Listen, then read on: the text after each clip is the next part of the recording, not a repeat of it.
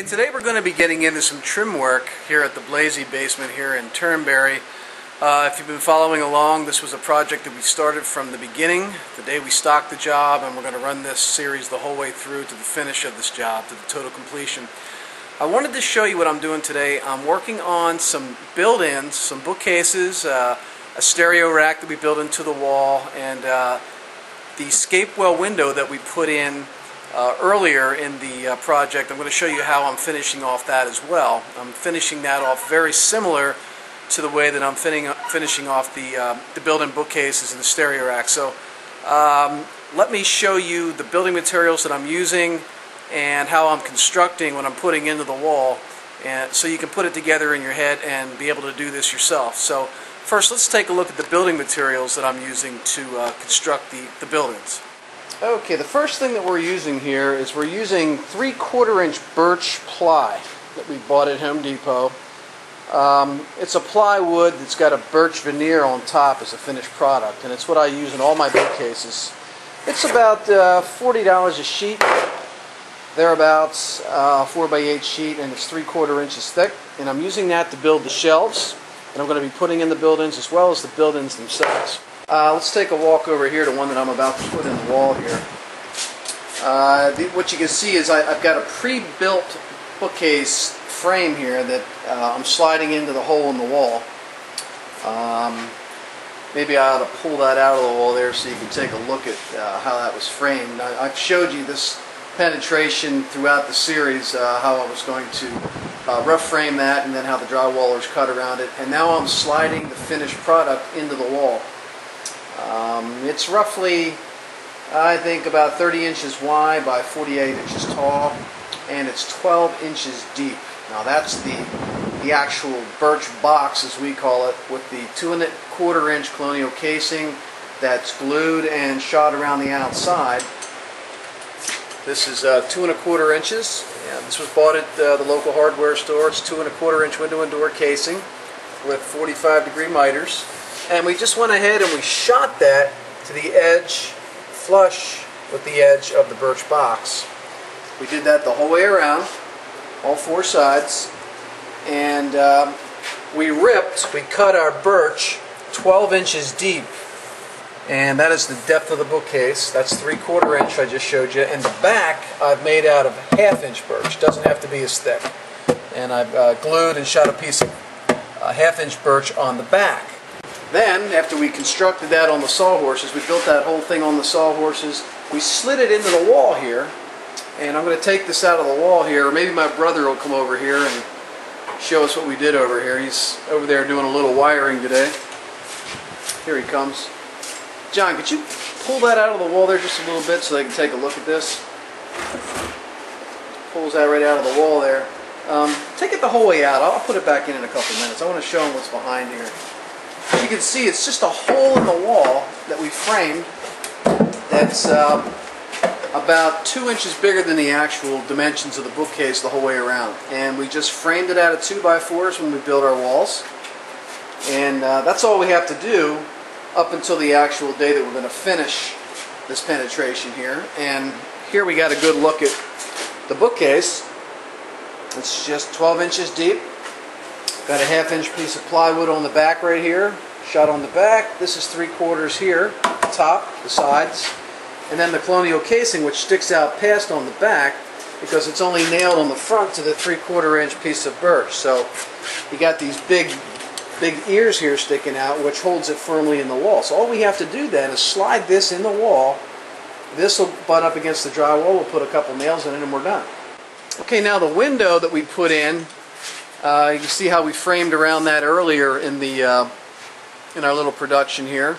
After the guys cut the masonry wall and put it in there, it was just rough 2x4s, just like the bookcase. And we build this exactly the same as we did the bookcases. 2¼ inch casing on here. We've got the 3/4 inch birch, the full depth of the window, and it's about 18 inches or so here that we had to cut the sides for this. Whatever the dimension is from the finished drywall surface to the window itself back here, we rip these sides to that dimension, and then we shoot our casing on the front and we slide it right in the wall just like we did the bookcase. And that goes the whole way around, and up the top and across, picture framed in that 2¼ inch casing, and it makes a nice, sturdy, solid way of finishing off your windows. I don't like to return my windows in drywall. A very sturdy, finished way of finishing your windows. This can be stained since it's birch, or it can be painted. We're going to be painting it in this particular job. And then the base makes a nice, nice deep window for you can sit plants in the windows here, and they'll get plenty of sunlight in this big 48 by 48 inch escape-well window that we put in place of the original tiny basement hopper window.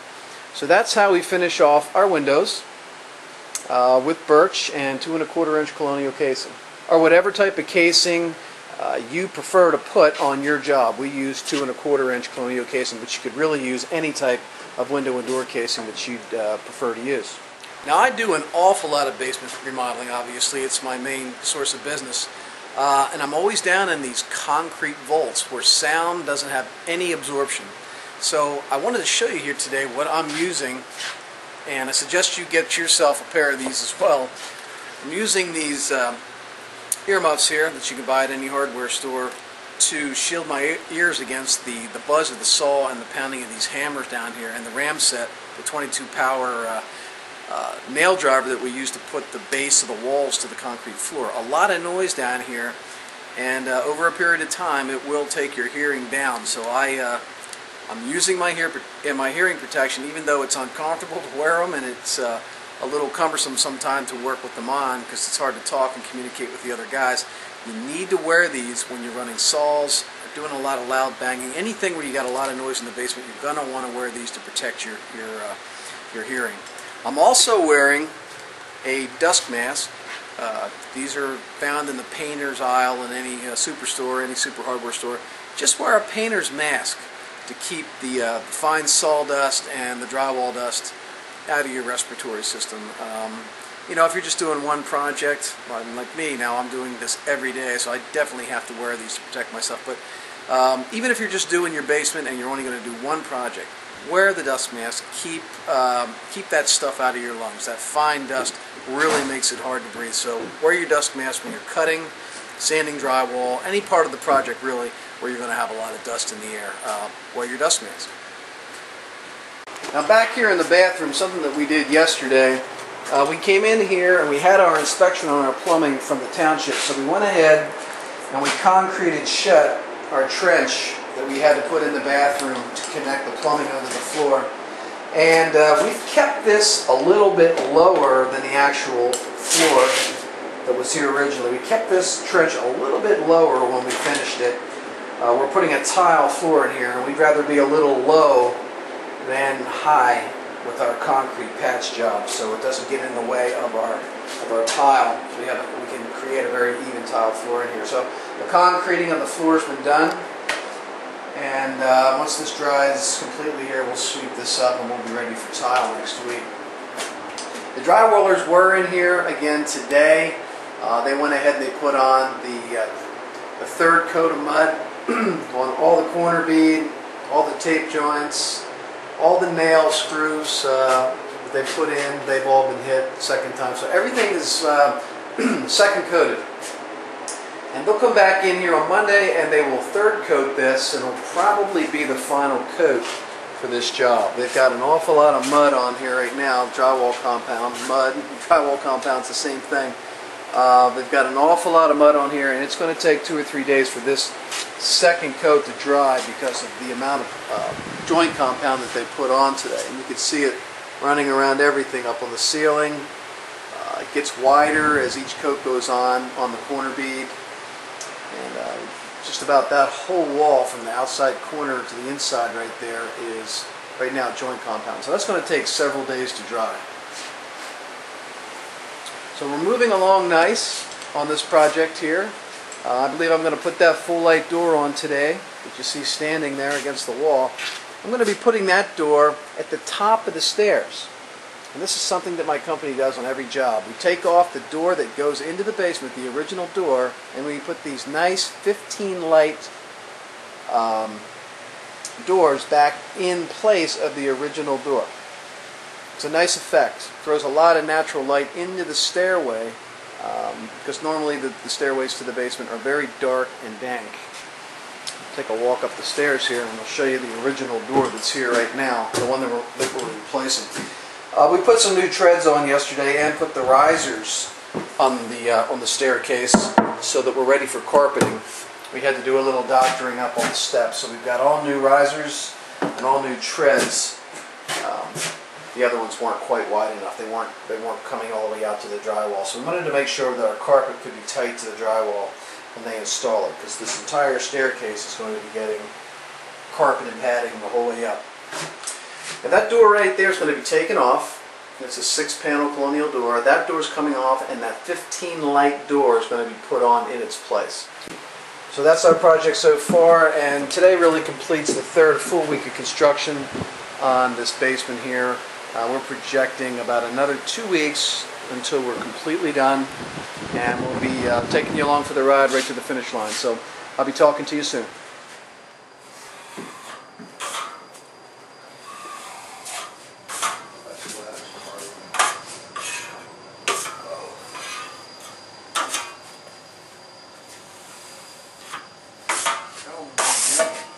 Yeah.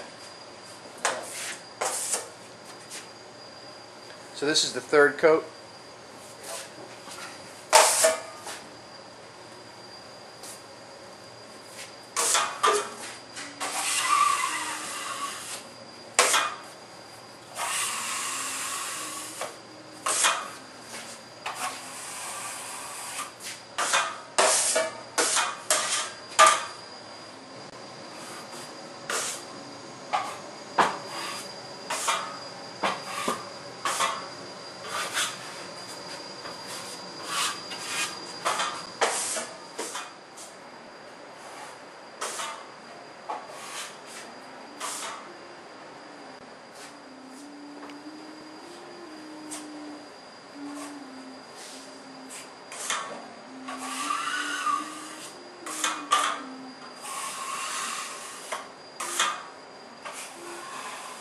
Okay, today we put the third coat and the final coat of joint compound on all of our seams, all of our drywall seams, where the board joins together, and also we third coated our bead.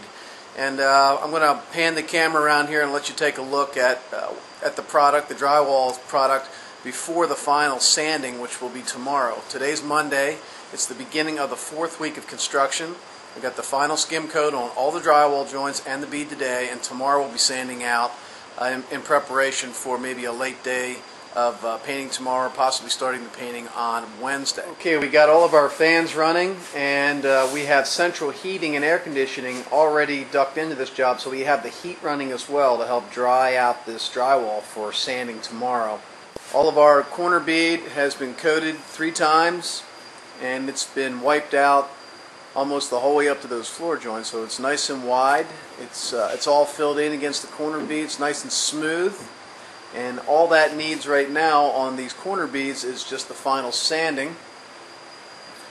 And the final sanding will be done with a sanding pole, just like that one over against the wall there. The stairway turned out nice. All of our drywall seams look good. Over on this side over here, we've got the fireplace all drywalled in nice, ready to be sanded out.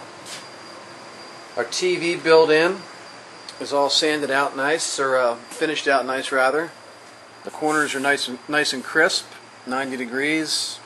All of our corner beads been applied the whole way around here, except for the base. Now the base doesn't have any corner bead on it because this is going to be a wooden shelf that we're going to put in here to sit the TV on.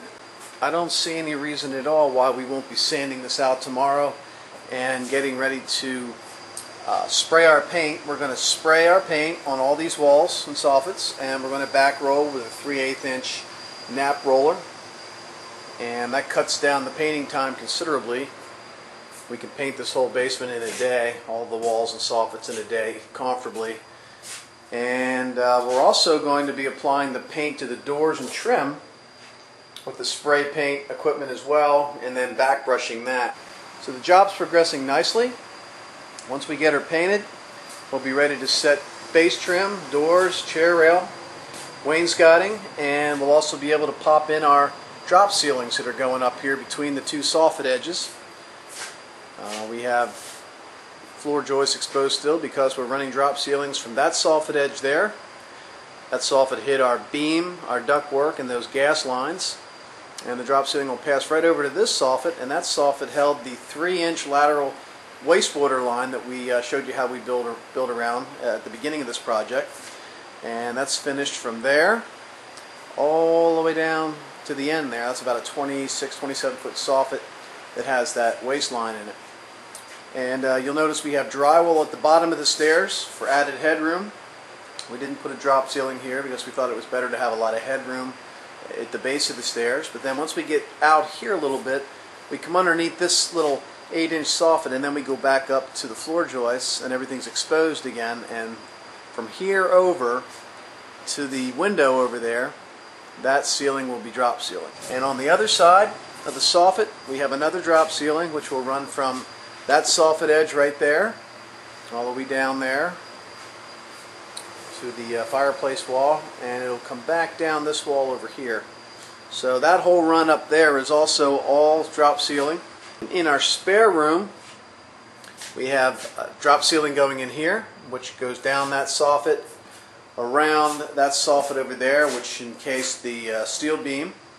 So all this up in here will be drop ceiling. And then we've got the lower soffit, which runs all the way across here, which hid that flex duct that was up in there that we had to cover somehow. That's all up inside there. And we tied that soffit with the flex duct right into the soffit over there that had the steel beam, and we kept it all one height for a nice clean, smooth look and one nice even drop ceiling in here. So the drywall is ready for sanding, and that will conclude the final phase of the drywall project. And we'll be ready for paint, trim, and doors. Now here's a look at 2 more of those built-in cabinets that we're going to be putting in. This long one here, that's not very tall, it's only about a foot tall, but this long one is about a foot tall, about 4 foot wide, and 20 inches deep. That's going to go in the wall right over there underneath the TV, and that's going to have the stereo equipment put inside of it, so kind of like a stereo rack there. And the big one that's sitting on the floor here is about 18 inches deep, and that's going to be a bookcase slash stereo equipment holder as well. We made it 18 inches deep just in case you wanted to put some more equipment in there that didn't fit underneath the TV. He'd be able to do that with the added depth of that cabinet, because normally our bookcases are only a foot deep, but we made this one 18 inches deep, so he could put stereo equipment in here. And as you can see, it's got the colonial casing, the 2 1/4 inch colonial casing the whole way around, already shot on, and this is ready to be put in the wall. Down here, we've got the shelves, which have a an 1 1/4 inch OG detail put on the front of them. Let me take one of these out of here. They're just sitting in there. These are made out of 3/4 inch birch. You can see on the side here, this is the birch ply. And it's got this OG trim that we shot to the front of it, which sticks down here a little bit on the bottom. Gives the shelf a nice clean look from the front, a nice detail on the front. And all we have to do then is put our adjustable rods and clips inside the box after they're painted, and then just slip our shelves in. And these shelves will be painted the same color as the trim. So that's ready to go into that penetration right there on the wall. We're just going to slide it in and shoot the trim around the outside, and it's ready to go. Our homeowner also bought the TV today. It's upstairs. It's going to go in the wall right here. We custom built this opening just for his television. So we left some tolerance around it. It's about 2 inches big the whole way around, so that it's not super tight in there, and it also gives the television a little bit a breathing room behind there, so things don't overheat.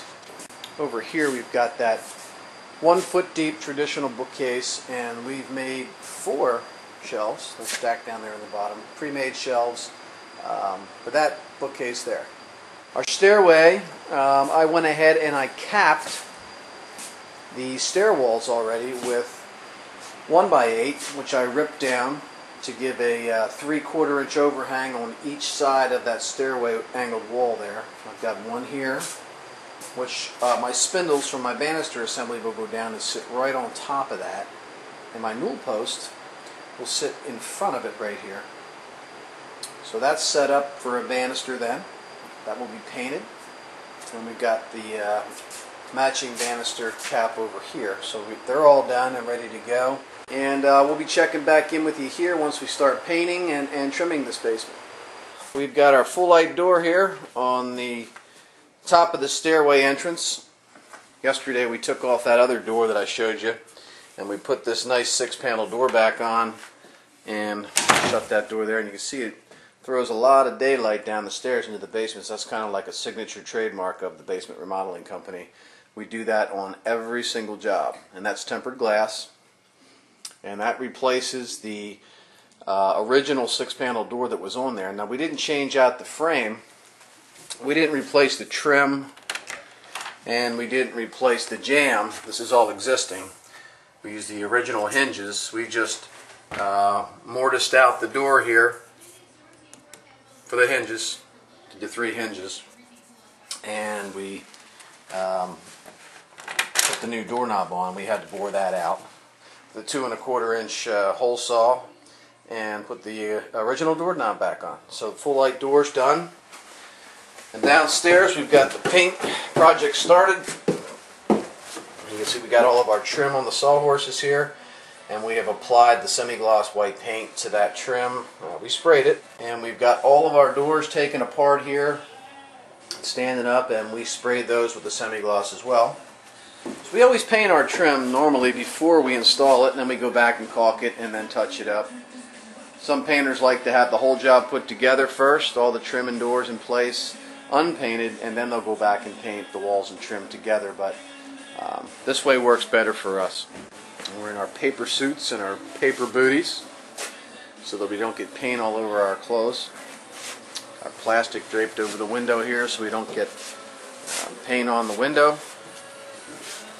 So we choose to do our own painting, and on an average basement we're saving about $1,500 to $2,000 in labor by doing the painting ourselves. So this is an area where the homeowner can save a lot of money if they don't mind doing their own painting.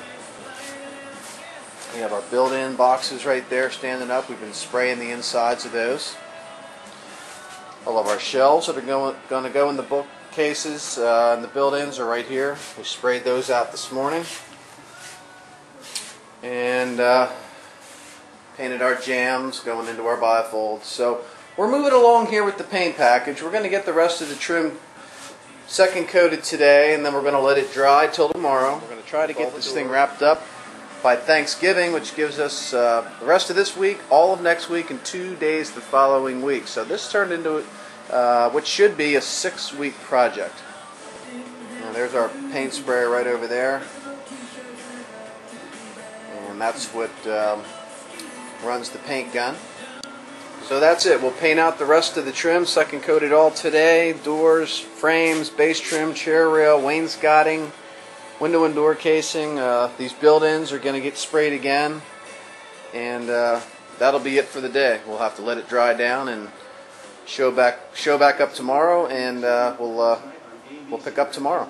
Okay, day 2 of painting. We've got all of our base trim, window and door casing, chair rail, wainscoting, all of our split jamb door frames and everything out of this area, and we put it all back here in storage. We're just going to put a piece of plastic over this door here so we don't get any overspray back there. But all of our trims out there. We put the long stuff in the garage, which we use the homeowner's garage quite a lot for storing materials in between phases of jobs. It's a great place to temporarily keep your building supplies during the course of the job. We're going to tape up that window over there, and at the top of the stairs here we've taped off the door going to the first floor of the home so that we can spray this stairway out here. And we're just about done prepping up, and we're ready to paint all of our walls, soffits, and low ceilings that we had to build down here. Got our paint sprayer over here set up and ready to go. And this is actually what we use to do the spraying right here. This is a professional paint spray gun made by Graco with a number 17 tip. That's the size paint tip that goes in here. And We'll be using that to do all the spraying of the flat wall paint that we're going to be spraying on the walls and soffits today. We're using flat paint on the walls and ceilings and soffits, and we use semi-gloss paint on the trim and the doors. So we're all ready here, and we'll have this all painted out today. Tomorrow we will open up our trim shop and we'll start to put this basement together for the final stage, which is the trim stage. Okay, so we finished spraying out the walls and the soffits today. We've got first and second coated and back rolled with a 3/8 inch nap. So the paint job is officially done. Now we just have to put this thing together. Like I said, we've got all the soffit bottoms, the sides of the soffits, all the walls, and any ceilings that we created completely sprayed out and back rolled today. So all of the walls are finished now. So yesterday it was trim and doors, today walls and ceilings and soffits. So tomorrow we'll be putting this job together, which will be the fourth day of the third week, actually the fourth week of this job here at the Blasey residence here in Mechanicsburg, Pennsylvania.